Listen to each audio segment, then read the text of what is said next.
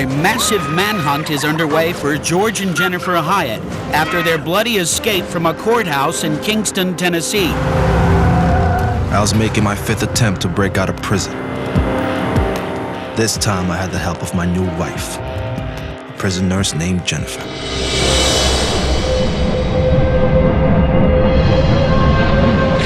They make it like, oh, he manipulated her, he conned her. It wasn't that kind of thing. When I first got with George, it was just like having blinders on. I had gotten my child support check, and I went out and I bought a gun. This probably was going to go bad, and it probably was going to be a shootout.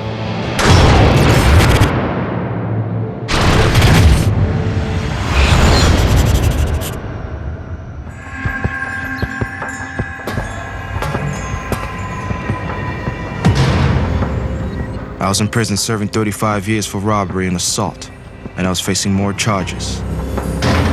I knew it was going to be a long time before I'd ever get out. I had it pretty good in prison. I was a gang leader. Hey, Brad, Junior here told me you own some money, man. What's going on? There were wild gangs in Tennessee prisons, and I was a major drug dealer. Yeah. And make sure you pay up, Brad. I got it. Okay? And I managed to keep myself popular with prison staff. Hey, Robert, how you doing? Because I also worked hard in the medical department and had a personal relationship with all of them. I mean, we were like a family. Hey, Craig. How you doing, brother? George, he's a very slick man who knows the system and knows how to manipulate the system and use it to his advantage. I had a court date set to meet with my lawyer, seeing if I was going to go to trial. So they transported me over to the courthouse. We were upstairs waiting for my lawyer. Then one of the officers, Randall Ridnour, starts speaking to another officer about how lax security is. If you want to escape, go right ahead. I ain't gonna die trying to stop you. Anybody could pull up with the door open and I could jump in and they would let us go.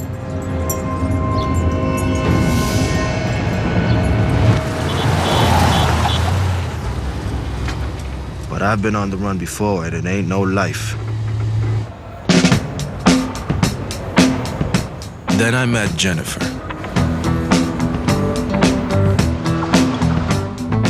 I was finishing up nursing school. I was already hired for the prison. I knew where I was going. But it didn't seem scary at all.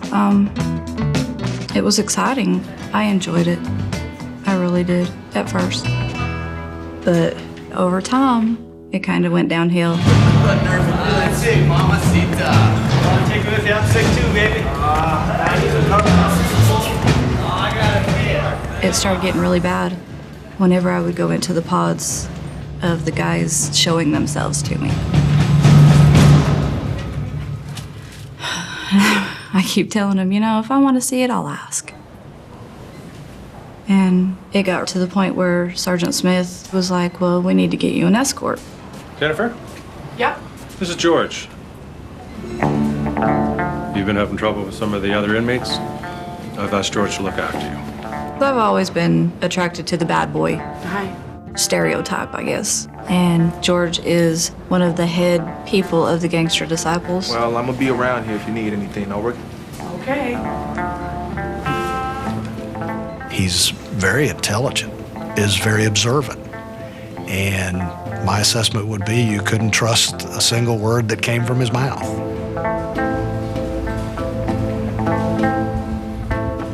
So as soon as I started providing protection, it kind of stopped. I think she was kind of fascinated with me, and it went from, oh, he's looking out for me, to little things getting said. He's got the moves, that's all I can say. She attaches herself to other people. Her value became attached to George Hyatt.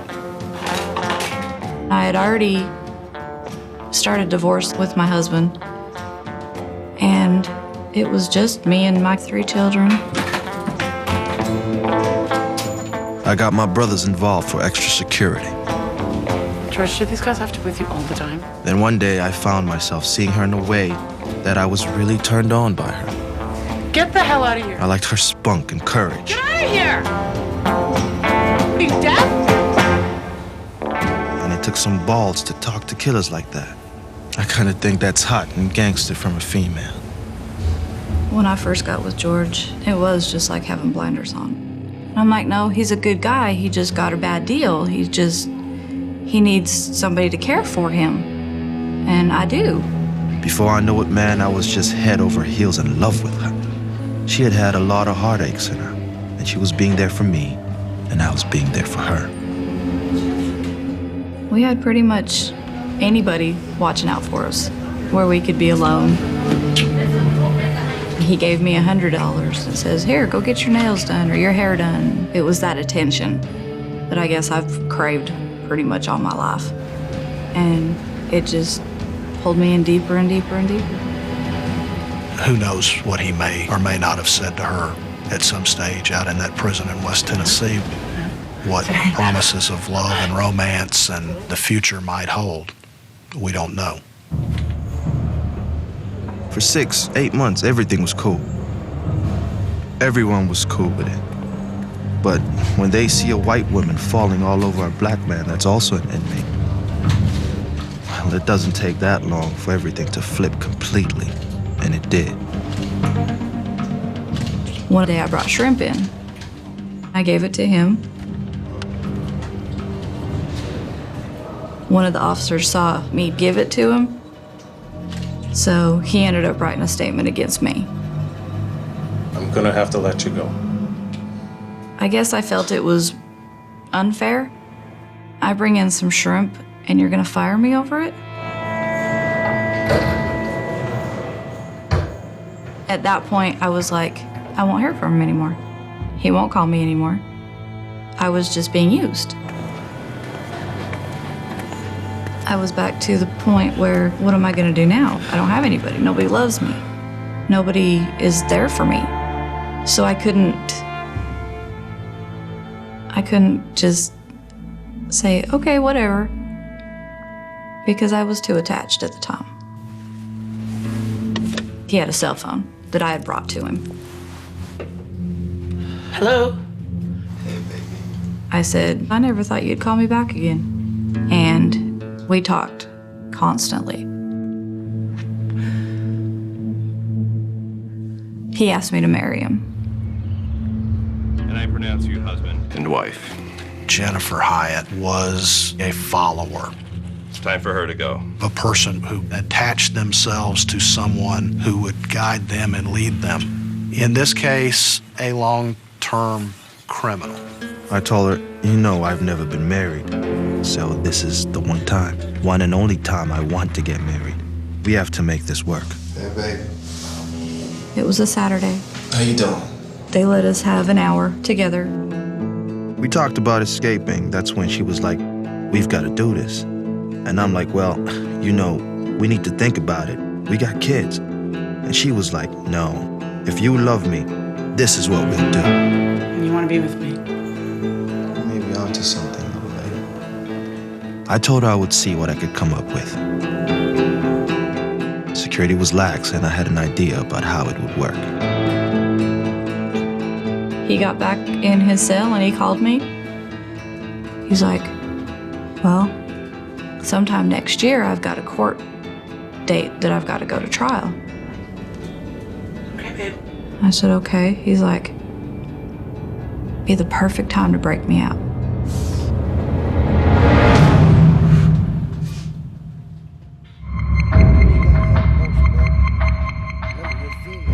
We were talking about the escape a year ahead. It wasn't gonna happen for a year. But he said, you know, get an extra vehicle, work towards that, get some money saved up, buy a gun.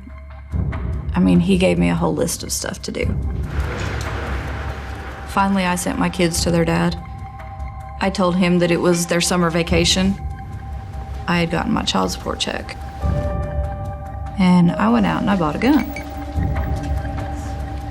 I go hunting. I use rifles and shotguns. Never bought a pistol. How much is it? $300. And so I bought it and bought ammunition.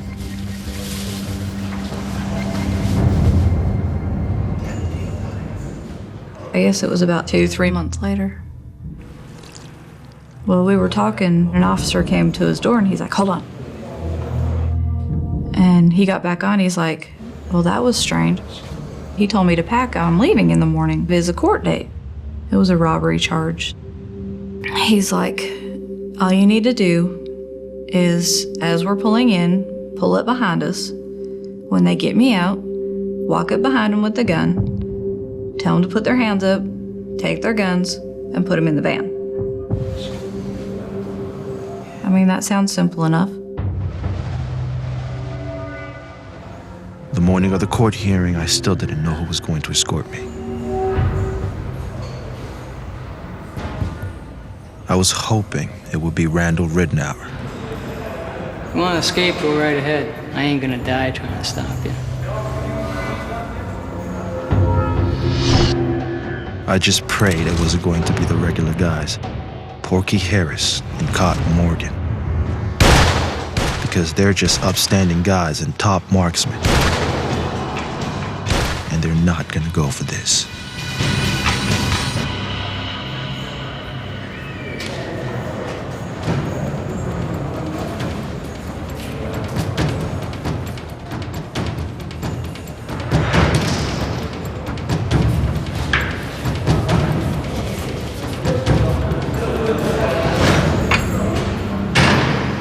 Ready to go?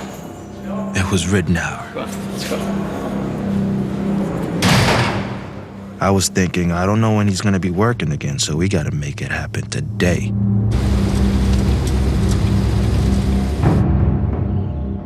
I went to the courthouse. I was sitting in the back part of the parking lot. I just remember the anxiety of what's gonna happen next, what's gonna happen next, what's gonna happen next.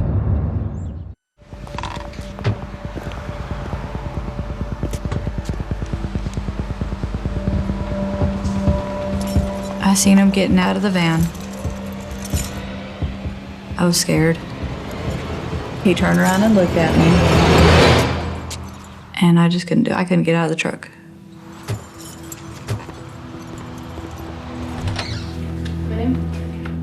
So we got upstairs and they let us go in the conference room. Sit on the chair, the other side of the desk. Keep your hands where I can see them. No touching, no contact. Hey. We were sitting upstairs at the courthouse and I kept saying, it's perfect now.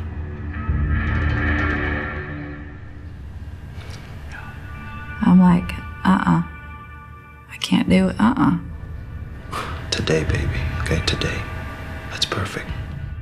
He was so adamant that I'd do it that day, and I was so scared I didn't want to. I got what we need. And I kept telling him, we aren't ready, we aren't prepared, excuse after excuse. I wasn't agreeing to do the escape that day. So he told him to take it to trial so that he could come back to court again. Trial date set for August 9th, 2005. I don't know why I ever caught up with her and trusted her in the first place if she can't stand on her commitment. And then I'm like, oh, he's gonna be angry. That was the first thing. I'm like, oh, he's gonna be really angry. He finally called me. Hello? Hello? You stupid bitch, what do you think you're doing? And I'm like, calm down. You know what, Jay? We done. What? You hear me? No, don't. We done. And I didn't want him to be done with me. I said, don't worry. I'm doing what I need to do. It's okay, baby, don't worry. So from that point forward, she said she started setting up everything, getting together money and a getaway vehicle. Really, I thought it was a bunch of hot air, and her getting desperate because she knew I was getting ready to break up with her. Miss Betty? Jennifer? Hi. I'm so glad you made it. She moved in with an old woman called Miss Betty to take care of her husband. Yeah, whatever Sarah her name was. She would have access to lots of things that could help us with our plans. Yeah, I'd like to transfer $5,000 from Miss Betty Dye's account. Perfect. Thanks. Bye. We realized we need to change cars quick after the escape. Miss Betty? I'm just gonna take your van to get serviced, okay? So we planned to place Miss Betty's van near the courthouse.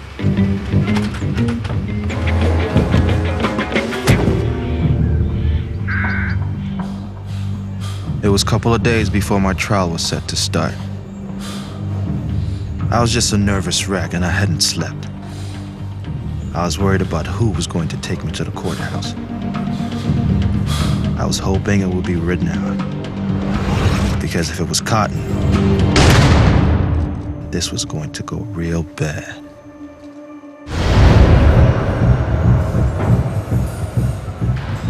It was the morning of my court date. I was still hoping Ridnour was going to take me. And then the guard comes to my cell. Morning, George. It's Cotton. The 9th of August, we was going to escort George to Rome County Court, me and Wayne Morgan. We call him Cotton. Well, over the 6 years we've been in transportation, and we've never had no problem where we would have to draw our gun or threaten an inmate.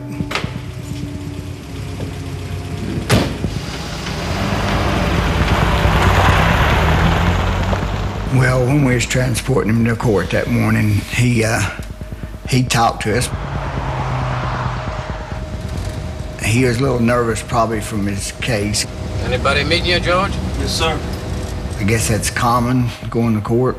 You know, don't know what the outcome of it's going to be. I knew there was too much room for something bad to happen. If I got shot, so what? But I wasn't willing to put nobody else in danger. It was about 8:20 when we arrived, which the courthouse was open. Here we are.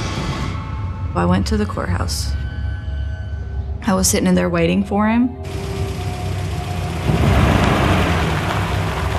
And I've seen the van come in.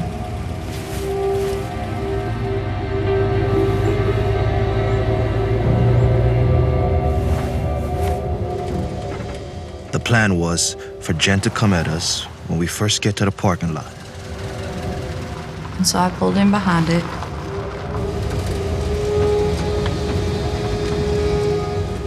My mind was running at 100 miles an hour, and my questioning the whole thing was becoming stronger and stronger.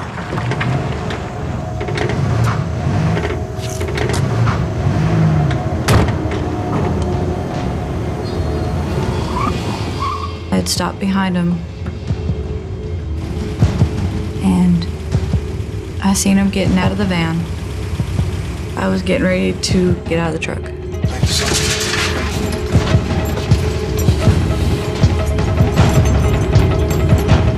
I was thinking everything is too tight.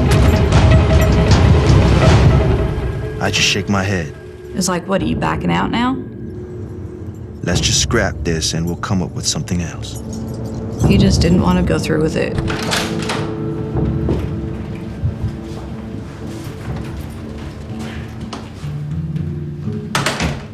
While we were in the holding room with George, his wife, Jennifer Hyatt, come in, and she had a bag of clothes for him. I took it from her and shook it down myself and searched it. There were a lighter in it. You can't have no lighter, Jennifer. We would just have to get back to the court during my trial and replan everything. George, how are you? George, the prosecution has agreed to a plea bargain for 6 years. I strongly suggest that you plead out. That meant we wasn't coming back to court after today. Plea? We ain't gonna talk about no plea. He was seeming a little upset, you know. He was wanting to go to trial. I strongly suggest you accept the plea. George. Cotton was comforting him. George, you've done the best you could do. Said under the circumstance, you probably ended up getting a lot more time if you went on to court. Jennifer, she acted a little nervous, but he did too. But they was acting like they didn't know what they was wanting to do, whether it'd be best to plead out or go ahead and go on trial. Whatever we're gonna do, we need to do it today. What we gonna do today. We gonna do today.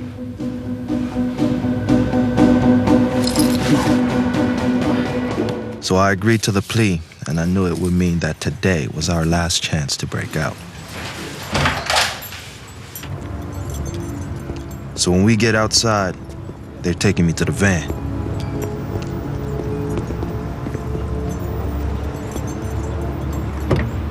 As he was getting in the van, I had to hold it steady in him. I don't see her, so I step up. And as he stepped up on the van, he looked over the door. I couldn't see over the top of the van door from where I was at. And then there she is. I got out. I went around the back of the truck. I went up behind Cotton. And I didn't know what to say. So I'm standing there with a gun going, Hey, guys! Cotton starts walking towards her. But when he starts walking towards her, I say, Stop, she'll shoot! She'll shoot, stop! I was numb. And he grabbed the barrel of the gun. And it scared me. So I put my other hand up on the handle to keep a grip on it, and I hit the button for the safety. And when I pulled and he pulled, it went off.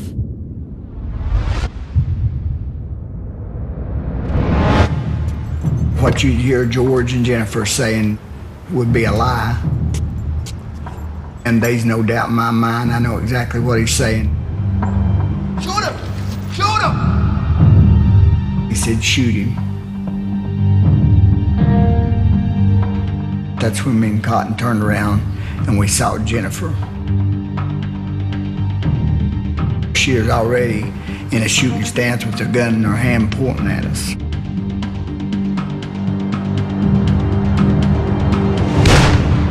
She shot Cotton before he even had a chance to go for his gun. What I've told is the truth. I went for my weapon and started aiming at Jennifer. I remember hearing gunfire, so I fired the gun. Not to hit him or just like startle him. I could see out of the corner of my eye, George went towards the front of the vehicle and got in the vehicle and shut the door. I remember coming to my driver's side door. She was behind the door at this time. When I shot, the window of the van just exploded. The gun clicked on me. I said, Cotton, I need your weapon. And I get it from him. I remember hearing gunfire. A bullet came through the back window and grazed my face. I couldn't shoot no more, afraid of hitting somebody else.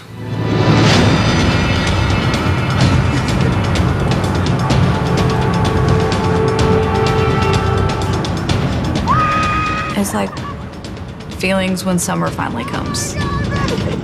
The clouds have disappeared. We ain't about 2 minutes away from the scene and she wants to start kissing me.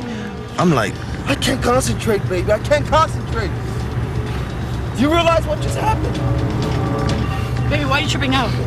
Every cop and everyone is after us right now. They hunting us right now. I don't know what you're... Right now, they hunting us. I don't know what you're so worried about. Just keep going. Keep going. Don't stop. Okay?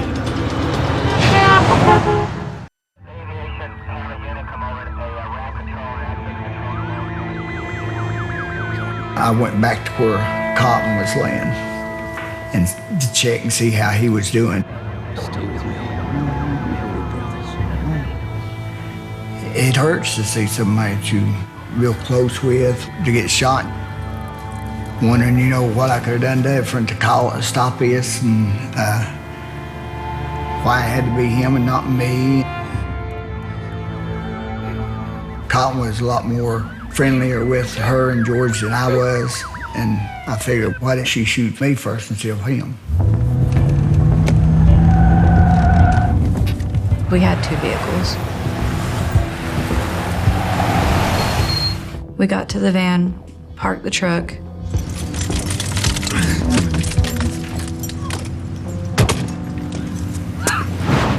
My leg was numb, tingly.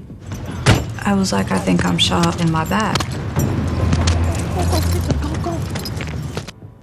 And I was bleeding everywhere. I got in the back seat so I could stop the bleeding. He got in the driver's seat. The cuffs were loose, so I got my hands out, but the chains were still wrapped around me. And we took off.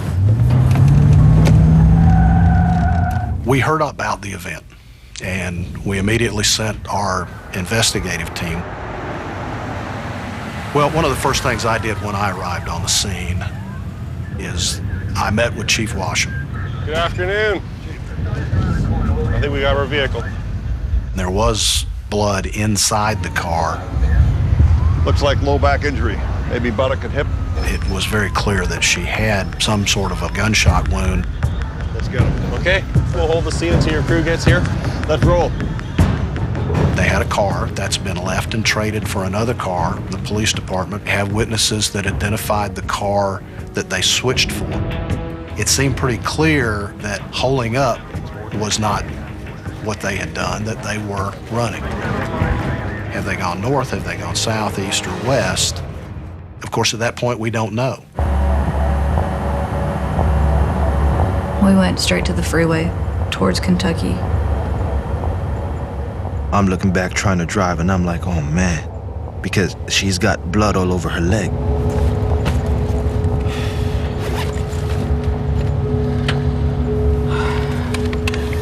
You know, I didn't think it'd be me that got shot.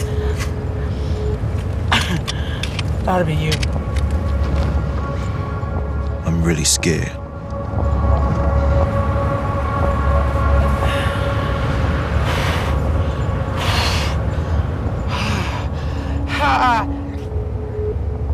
Don't die on me now, baby, okay? Don't die on me.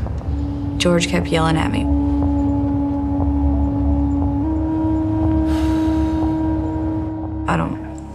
I don't really remember the ride a whole lot. I need you to stop somewhere. We'll stop it, baby, okay? We'll stop it. The only reason we stopped is because I couldn't go anymore. I needed somewhere where I could stop the bleeding. I didn't think I was gonna live. Within an hour, I will be dead. I was freaking. She was bleeding bad, and I'm stuck with shackles still on and the chain around me, so I can't get out and do nothing. I was like, okay, I got a plan. Through interviews, it began to become pretty clear that the track we were looking for was headed north. So we're in contact with Cincinnati, we're in contact with Dayton, we're in contact with Columbus, we're in contact with Cleveland, we're in contact with all of the marshal's offices along this route of travel. So, on the spur of the moment, we went to Lowe's hardware store and parked in the handicap spot. Hey, buddy. I saw this guy and said we were handicapped and asked him to buy us a hacksaw.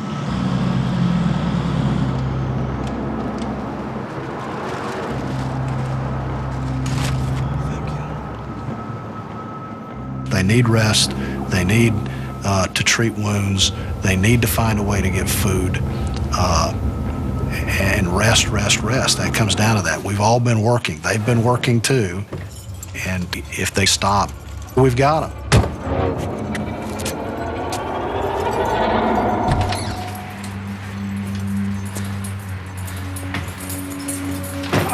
I told him that I needed to clean up.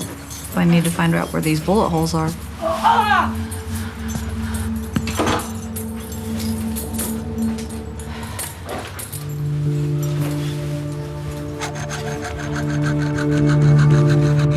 We cut the shackles off first.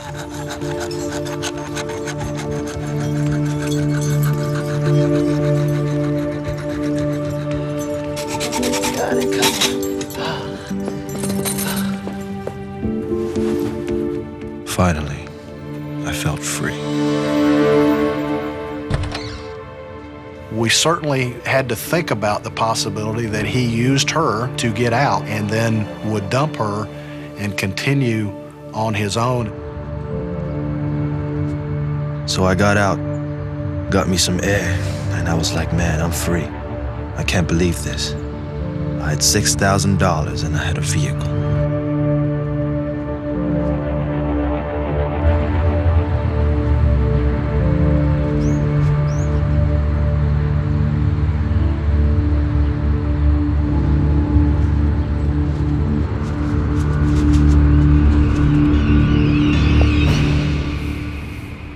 I could have left her. But that never crossed my mind. I wanted to be free with her. That was my reason I wanted to be free. I didn't think you had it. So we laid down and started playing around. And I turned on the TV for some reason. Underway for George and Jennifer Hyatt. 31-year-old Jennifer Hyatt was apparently wounded in the exchange of gunfire. She drove away with her husband in the SUV. After their bloody in Tennessee, and a corrections officer was killed. He died. That's when I heard that Cotton had died. Police are asking for public... Cotton was one of the main people who helped me through the tougher times I had encountered, such as family deaths and issues I had dealing with how family didn't care. He always had something nice to say to you, something encouraging to say. And he said, he was the one who was more spiritual than anyone else. Amen. Amen. He's dead, Jan. What are we gonna do now, huh? I mean, I didn't even really know I'd shot him. I knew the gun had gone off. I didn't realize I'd shot him. The fugitive couple was last seen in a minivan. And they know we've switched cars. They know what car we're in. We're talking to the marshal's offices in Western Kentucky. They find a van matching the description of the van the Hyatts had, parked in a motel parking lot in Erlanger, Kentucky. We were very excited. The odds would say, in most cases, that we're fixing to make an arrest here. I was like, we've got to leave from here and put as much distance between us and that van as we can. Yeah, hi, can I get a cab to take us to Columbus? I dyed her hair and cut her hair, and after that, she looked presentable. Okay. Bye. Ready? Mm-hmm. You ready? Mm-hmm.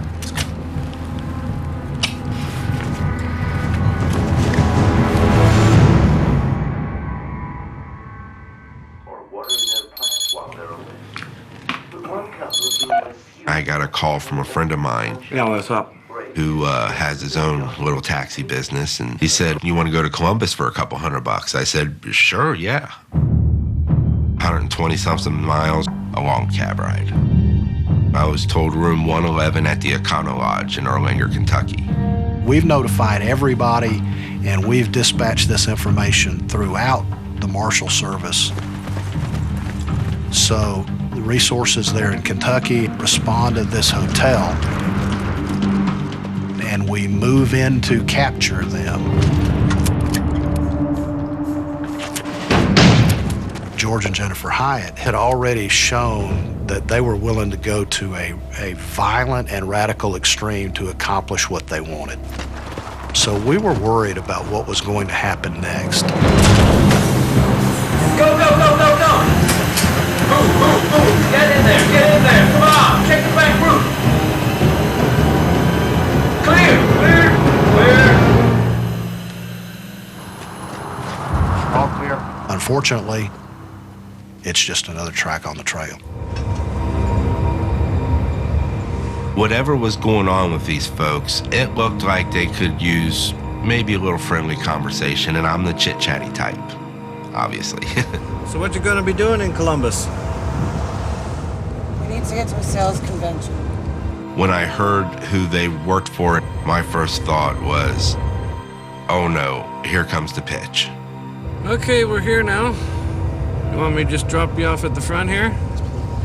When we got to the hotel, Jennifer asked if she could have some help getting checked into the hotel. And I said, oh, do you need help with your bags? And she said, no, we actually need some help with getting checked into the room. We've lost our IDs. Hi, I'd like to get a room. She gave me money to pay for 2 or 3 days worth of stay at the hotel. Here you go, enjoy your stay. Thank you. I got him checked into the hotel for him.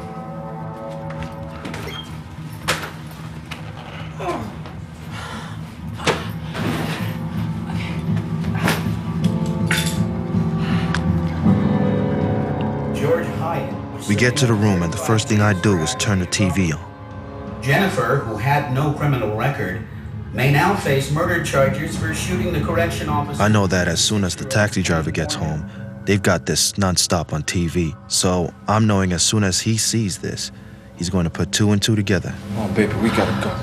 And they're gonna come. We gotta go, baby. We gotta go. We gotta go. He's like, I just feel there's something out there and we need to keep going. And Jennifer gets up off the bed. And when she does get off the bed, she just collapses. Baby, I can't move. No, baby, I can't move. And I'm like, you go. I can't go anymore. I'm staying here.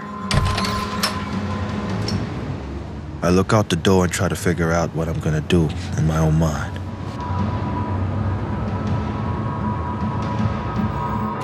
About 8:30 in the evening,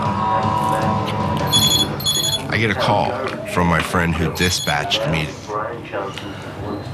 Yeah, what's up?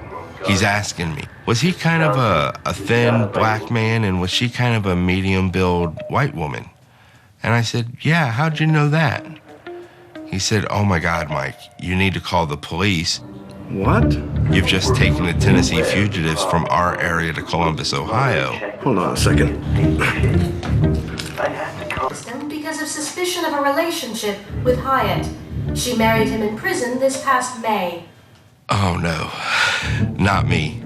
I gotta go. Please don't let me have been involved in this.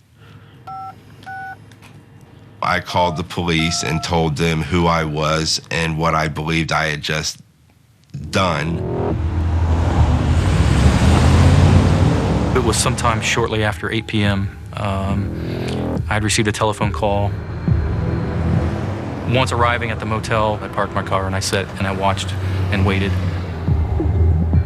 Knowing that Jennifer and George were both probably very paranoid, my concern was essentially that they could be conducting counter surveillance on law enforcement. I'm standing somewhere off-site watching to determine if anybody had realized where they were.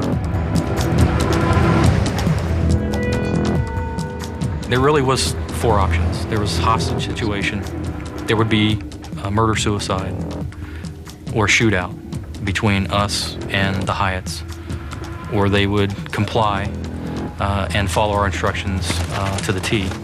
And so your odds are not very good. 25% chance that it's going to go smoothly and no one's going to be harmed. This probably was going to go bad and it probably was going to be a shootout.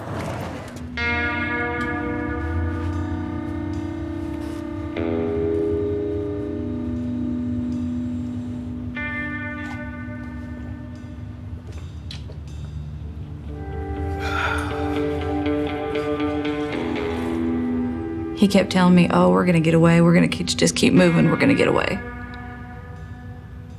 But I think in the back of his mind, he knew, because I knew. Come right in. My feelings were numb at that point. I was numb. And I knew if I opened my mind to feelings, to emotions, that I would break.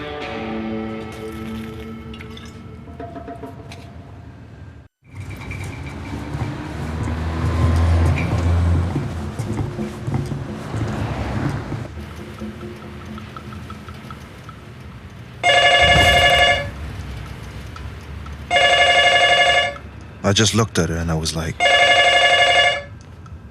you know what time it is, right? Hello? Jennifer? And then I was like, wait a minute. They don't know my name. This is Deputy Nikki Ralston with the United States Marshal Service. What you need to do is get George. George is there, right? Mm-hmm. You need to get George, and you need to both come out of the room with both hands held high above your heads. Do exactly as the officers instructed you to do. Do not hang up. Just place the phone down. I didn't think they would call on the phone and give us a chance. I just thought they would just bust in the room. From this point forward, we would need to decide what we're gonna do.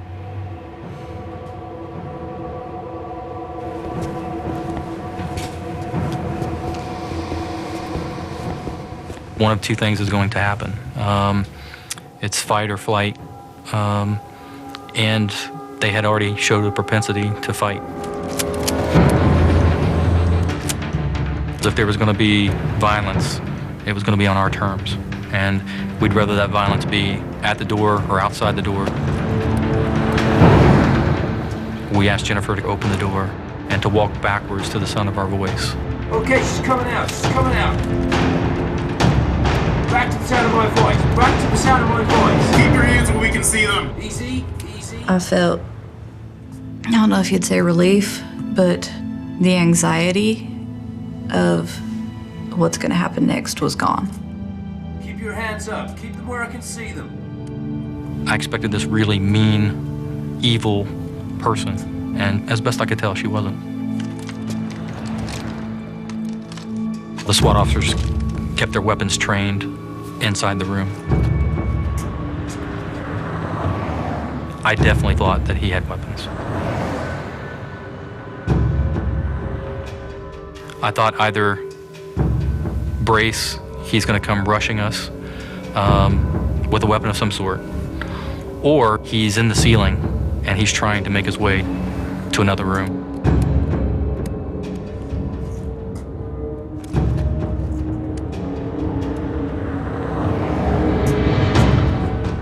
We continue to call out to George. He's not saying anything, and at this point we still can't see him.